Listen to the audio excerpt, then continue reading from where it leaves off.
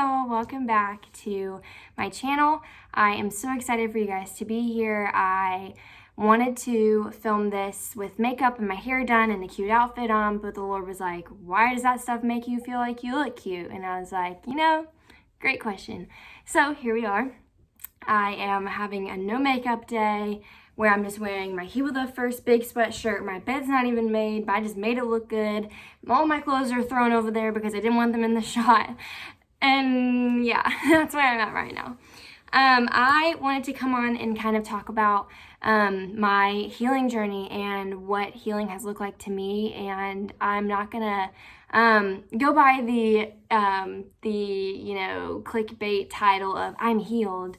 But I want to go by my title. What it says is I'm healing.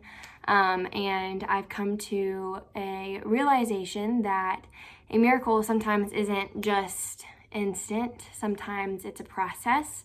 And I'm coming to learn that and understand that and just be confident in that. And know like God isn't any less because he's taking his time healing me. It's actually making it a greater story to give him more glory for.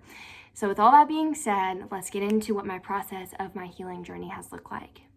So first of all, y'all probably know this about me, and if you didn't know, then here we go. In 2019, I was diagnosed with and started having like random anxiety attacks and panic attacks all throughout the year. It was because of a guy that I was dating. I had this traumatic episode with me and my mom just talking about him, and it sent me down this like horrible spiral. And I've never felt anxiety before. I was always the one to if someone told me to jump off a bridge, I literally would. I would do the bungee cord thing, and we'd go to theme parks. I would go on every single roller coaster. Nothing ever stopped me. Fear never held me back. And it wasn't until 2019, after I graduated my senior year, everything, literally every single thing that I knew, that I trusted in, that I believed in, that I was confident in, fell to pieces. I started experiencing anxiety attacks and panic attacks anytime a boy was mentioned, anytime that I went away from my parents, anytime that I would leave the house, anything like that would cause a huge anxiety feeling within me. And I'd be like, oh my gosh, no, I can't do this. I need to go back home. And then I couldn't go back home and I couldn't leave. And so then I start panicking even more and I would eventually throw up. My kind of anxiety, if you know this part about me, if you don't, here you go. My type of anxiety was located in my gut. And so whenever I'd feel anxious, I'd feel nauseous and then I'd just throw up. And for a while, for about a year and a half, I dealt with that every single day. I'd wake up feeling disgusting, feeling nauseous. I'd go throughout the day. There was about 2 months, leading up to these in particular 2 months during quarantine, or right after quarantine, I became agoraphobic, which means I struggled a lot with agoraphobia, which is you can't leave the house or you'll get sick and you have all this anxiety about leaving the house and you just can't. Well, I developed agoraphobia because I was afraid to leave the house or the rapture would happen. I was afraid of Jesus coming back. I had all of these rational fears. I was afraid I was going to throw up in public, and I had done that before. And honestly, when I was little, I never throwed up in public. And so, as I got older, I was like, oh, I'm not going to throw up here. I might be nauseous, but I'm not going to throw up because I've never thrown up in public. And then that happened in my senior year. And then ever since then, the enemy held that over me of well, you've thrown up in public. Now you can do it anywhere. And I get nauseous everywhere. I could never eat. I never had a normal eating schedule for 2 years. I would maybe eat lunch a little bit, and then dinner I would eat. If I ever ate out at a restaurant, I would only order liquid. So I'd get a soup or something else, or I'd order it. I wouldn't eat. I have an anxiety attack about it. I'd almost throw up, ask to go to the bathroom. And then once I got back from the bathroom, I would ask for a to-go box and just take it home. So I didn't really hang out with friends during that time. I didn't really have any friends, to be honest. And my healing process and my healing journey in Miracle starts whenever I joined SCU Jacksonville and started taking classes from them. And that was in March of 2021. And so we're going to pick up there. So I'm going to back up a little bit so you can see me. I guess I don't know why I didn't do that before. But in March of 2021, I started attending SCU Jax, which is a ministry school, ministry college attached to Celebration Church. And so in that point, I had some church trauma from before that I hadn't dealt with. And also I was kind of boycotting my faith in God, if that makes sense, because I was well, God hasn't saved me and he's not going to, and he's not going to save me from this anxiety. He's not going to heal me. I guess he's just ignoring my prayers by now. So I'm just not going to go to church. And it wasn't until one day in my quiet time where the Lord was you're meant to go into ministry, and spoke that over my heart. And I was like, okay, looks like I'm going into ministry. And the next week, my mom found SU Jax on Facebook. So I joined, I went to preview day, I applied, got in, started taking classes, and the minute that I stepped on foot on that campus just for the tour, just to tour the campus, I felt no anxiety. Like, anxiety just left my body. I didn't feel anxious, I didn't feel nauseous, I didn't feel anything, and I was like, what the crap? Like, I'm expecting myself to throw up, I'm looking for all the nearby bathrooms, I'm like looking for an exit, I'm looking for a trash can, I'm looking all these places to make sure I'm okay. But my body's like, but you don't feel anxious. And I'm like, okay, but why? Like, it's time. Like, we felt anxious for like 2.5 years. And it was in that moment that I know without a shadow of a doubt. I couldn't see it then, but I see it now of like the healing process starting for me. And so that's when I started a slow process of healing. I started taking classes based in ministry and on ministry. I started really just like honing in on what God looked like in my life, what God looked like around me. And so starting around that year, so right after I moved, me and Carson, who is now my current boyfriend, we met in high school. We went, and graduated together and everything for like, we knew each other 2 years prior to graduation. And once I moved, we kept in contact and we'd talk every now and then, and we knew we had like underlying feelings for each other, but he lived in Texas and I lived in Florida, and so it was like basically impossible. Well, around June of 2021 is when my best friend at the time was getting married, and I was one of her bridesmaids. And as you know, as you can pick up on the signs here, I was extremely anxious. I was like, OMG, I do not want to do this. Like, I do not want to go. I was just throwing up. I lost 17 pounds that week from flying there and flying back because I refused to eat. Like, I did not eat anything for like 4.5 days, I think, 3.5 days. I didn't eat a single thing. I drank Coke, drank sweet tea, drank water, and that was about it. So I lost 17 pounds. And when you say anxiety is a joke and you say anxiety isn't real, you can literally suck my toe because it is. And I've lost weight because of it. I've lost faith because of it. I've lost so many things because of it. So mental health is real. And I'll carry that to my grave. So there's that. Anyways, so I ended up, buying my stuff for the wedding. I was getting ready for it, but I was just super anxious, and I was like, I don't know if I can do this alone. Like, my mom was coming with me, but it's not the same. Like, I need like a support system, right? So I'm talking to Carson at the time, and we were kind of just like talking, like catching up, but also like this time of us talking, it was like something was different. Like, we talked longer than we had before, and like we didn't stop talking, and I was like, that's like a sign. Like, maybe we're gonna start talking more. And so I mentioned the wedding to him, and I was like, hey, I need a date if you want to come. Like, all of his friends were going to be there. Like, he knew, the people that we went to high school with, so it kind of just made sense. And so he was like, yeah, sure, let's do that. And then maybe let's hang out one of the days while you're there. And that's when my heart just stopped. I was like, okay, I was fine with you coming to the wedding, but now I'm even more anxious that we're going to spend time together and go out on a date. Like, I'd only been treated bad on dates previously, and I'd gone too far in previous relationships. And like, that's kind of where my anxiety stemmed from, was like, if I go out with another guy, I know I'm going to go too far and I cannot contain myself, and then I'm going to deal with that guilt and shame, and all those like anxious feelings just came running back. Somehow I pushed through. I made it the entire week. I didn't throw up once. No, I lied. I definitely lied. I threw up once or twice. Lost 17 pounds, didn't eat anything, but made it through. Me and Carson started dating that weekend. He asked me to be his girlfriend, and we started dating. And ever since Carson came into my life, like, the Lord has used Carson in more ways than he will ever know. Whoa, that had a little nerve. Okay, anyways, so I come back to Florida right after the wedding, and we start doing long distance. And I'm anxious every time he calls. I'm anxious every time he texts. Like, I'm just super anxious. I'm like, oh my gosh, like, he's going to text or call me and I'm going to throw up. I'm going to be sick. But I never got sick and I never threw up. And he mentions to me like a month later, he's like, you should come to our beach house for our family beach trip. And, it's going to be like a few days. You should come and meet all my family and stay with us at our beach house in Destin. It's gonna be so much fun, yada, yada, yada. And the whole entire time I am like literally puking my guts out. I'm like, I could never do that. And I did it.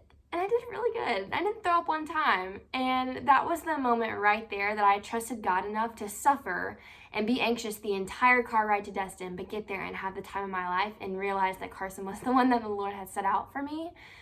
It was in that moment where I realized trusting God sometimes isn't fun and isn't comfortable. That car ride to Destin, I was pulling over. I was about to be sick. I was like so anxious. I was trembling in fear. I was taking every medication known to man. I was hopped up on CBD. I literally took everything. I was probably so high, like just on CBD. Like I probably didn't even know what state I was in, honestly. But I did it and I made it. And in that moment, I didn't see myself as trusting God. I didn't see that as like, oh my gosh, I'm trusting God moment. I saw that as like, well, I pushed through it. I made it. But the Lord was like growing me in each of these moments. And so there's trips and moments along the next few months of 2021 where like Carson would come here and stay a week and I didn't eat all week, but I still survived. And I was like, wow, I can make it out okay. And I can be okay with him being here. Maybe I can start eating. And so slowly but surely I would start eating, and Thanksgiving rolled around. And Thanksgiving, I was so anxious about Thanksgiving. And I'm spending it with this sweet, sweet family and got to know every single one of them so much more. And it was an amazing trip. I stayed for a week, I think. And I ate a lot of food. I was a very hungry girl on this trip, and my eating disorder, my anxiety, everything like that flew out the window. And I was like, wow, is this what it feels like to not be anxious for once? Like, is this what it feels like? And so flash forward to December, Carson moves, and I'm like, oh my gosh, like this can either go like one of two ways. I can go back to my old self and I can become super anxious. I can not eat, develop an eating disorder again. I can throw up every meal that I eat. I can just be nauseous 24/7. Or I can trust in the fact that this is a crazy plan. It's crazy if Carson moved out here, leave all of his family, friends, and everything, and come out here, start a school, off the ground and not knowing anyone, not having any friends. And like, this is all just super crazy for just dating me a few months, and he's willing to do that. All of that's like crazy, but having enough trust to trust in God enough and be like, this is all crazy, but I trust that this is your plan, so please let it like play out. And that's all that I could do. And I remember telling Carson, and I was like, Carson, I'm just so anxious about this. I don't know if it's good for you to come. I feel like I'm just gonna like be anxious the entire time and throw up, and I don't even know how to handle that. And what if it's not the right time? And like talking myself out of it the entire time. And the only response Carson had is I'm coming. And I was like, okay, but, and he was like, I'm coming. And he just keeps saying it over and over and over again to reassure me, but also it was scaring me a little bit, because I was like, I get it, you're coming, but like I'm scared. Like, why aren't you picking this up? Well, little did I know, like that whole entire process of like Carson telling me like I'm coming was him just like reassuring me. And what I didn't know was that entire like 2.5 years of me suffering with this mental illness and this eating disorder and the anxiety, the depression, and everything like that, like the Lord was speaking and like whispering to me along the way, like your healing is coming. And I heard it a few times, like audibly. I would hear it like, in a dream or at church or whatever. And I'm like, okay, I know my healing is coming. I get it. I know, but like when? And I just get so disappointed and discouraged and all the things. And it wasn't until I realized like healing isn't instant. Some people's healing is instant, and I'm so glad that it's an instant thing for you. But for me, it wasn't, and for a lot of people, it's not. And so one of my biggest passions in life is like making sure people know that like sometimes other people will get healed before you get healed, and you have to be okay with that. But also, sometimes other people's healing is like instant. It's a Sunday morning, they go down to the altar, they come back fresh, new, and they have no anxiety. Miracles can be like that. Miracles can be someone goes into the cancer ward and comes out cancer free. Miracles can look crazy and they can look totally instantaneous, but a lot of people's miracles look like a miracle spelled out. It looks like a very long miracle. It looks like a miracle that started 3 years ago and ended now. It looks like a miracle that started in a healing process that started 3 years ago and it's still going. But you can see a process, and we have to choose to see the process, right? And that's why I titled this video, it's not like I'm healed and oh my gosh, it's a miracle, I'm healed. It's I'm healing, because it's a process. And I never knew healing was a process. No one ever told me that. Everyone told me, just keep praying, or you're praying wrong if you're not getting healed, and believe in God and you won't have anxiety. You won't be fearful of anything if you just believe in God, and you must be reading your Bible wrong if you still have anxiety, and cast all your cares upon all of this crap. I'm not saying it's crap, sorry. All of this stuff that people would tell me, and I'd take it to heart and everything, and then I just get so mad at God come Sunday morning, and I'd be on my knees in prayer, I'd be worshiping Him, I'd be spending time in my Bible, all the things, and I'd keep having anxiety. And I was like, all these people are telling me I'm going to be healed if I spend time with you, but really God was whispering, your healing has not come yet. Be patient. But the noise of what everyone else thought my anxiety journey would look like, everyone else of, the noise of everyone else of what healing should look like and everything, it drowned out God's voice. And if you're a person that you like to encourage your friends or encourage others, let me encourage you for a moment. Don't ever put a timestamp on what you think someone's healing journey looks like. If it's not yours, don't put a timestamp on it. Even if it is yours, really, don't put a time limit on it. The worst thing that you can do for someone that has anxiety, depression, a mental illness, eating disorder, fill in the blank, the worst thing that you can do is say that you will be healed and walk away from them, because you're giving that person false hope that God will heal them. Because sometimes healing isn't in the cards for God. Sometimes God didn't write that down in their paperwork, when he was designing them. Sometimes healing looks a lot different for other people. So telling someone, hey, you're going to be healed, don't do that, because you're acting like God. You're playing God, and that's not okay to give someone false hope like that. What we can do, you can say there is hope. God is a good God. He is a faithful God. You can say, I don't know what's going to happen. I don't know when your healing's coming, but I know a version of it's coming. I know, on the other side of heaven, there will be a miraculous, huge, big healing process for you. And it will be over then, but right now you're just in the process. So anyways, come, 2022, at the beginning of 2022, I ended up slowly realizing that I'm healed, and slowly realizing that I'm such a different person than I was years ago. And this is because I started looking back on old pictures and videos of myself, and I was like, I remember sitting in my room and making this TikTok and looking so excited, and I was like, oh my gosh, yay, this is a haul, or, speaking from the Bible and everything, and then moments later, I would just sit in my room for the entire day and not leave. And I was afraid to leave, and I didn't want to leave, and I was scared, and I was throwing up, and I was nauseous, and people would ask me to hang out, and I would say I'm too busy, but I would sit in my room because I couldn't leave the house. And now I am rarely at my house. And it's funny because the things that I prayed for, I sometimes tend to forget that they've come true and that God is faithful.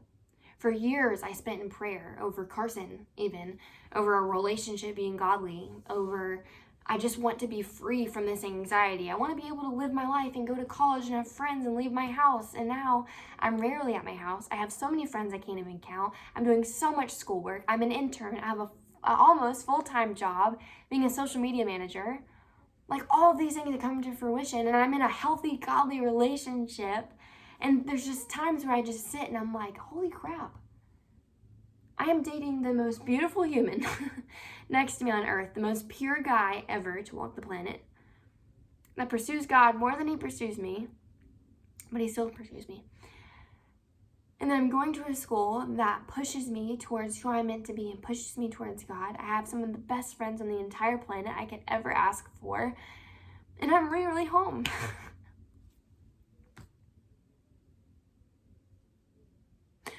All those prayers that I thought were not getting answered, all those prayers that I thought I was just, I'm just getting ignored.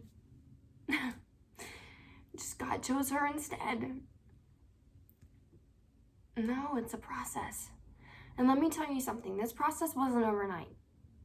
It wasn't a 24-hour process. The process looked like me taking actual steps to make the healing start. It looked like me going to the doctor and getting on birth control. It looked like me going to the doctor and getting an anxiety medication and being on it for about roughly 8 to 10 months. I'm off of it now, and God bless people, like doctors and pharmacists that can prescribe that kind of medication to help heal people. But I luckily only needed it for a season. You might need it for longer, and that's okay.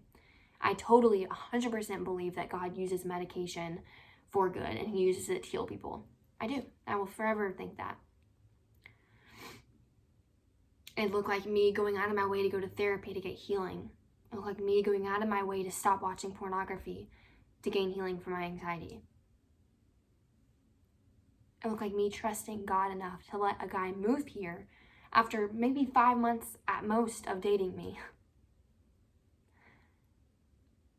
It looked like me going out and doing all these things and starting to go to church again and falling in love with what church looks like, a healthy church at that.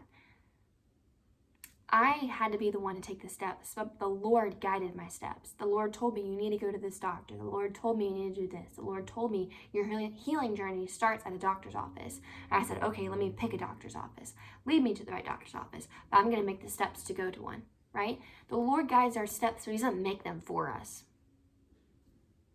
That's just kind of that. And so now I am working part-time, hopefully soon full-time, at PodPros, a podcasting company that sets guests and hosts up, and kind of like a Christian dating app, or not even Christian, kind of like a dating app almost for podcasts.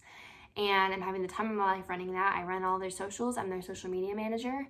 And I just recently switched my manager over to communications and marketing from ministry. And what I learned was the reason why God told me to go to ministry was so that he could get me to SEU to provide the healing in the space that SEU provided.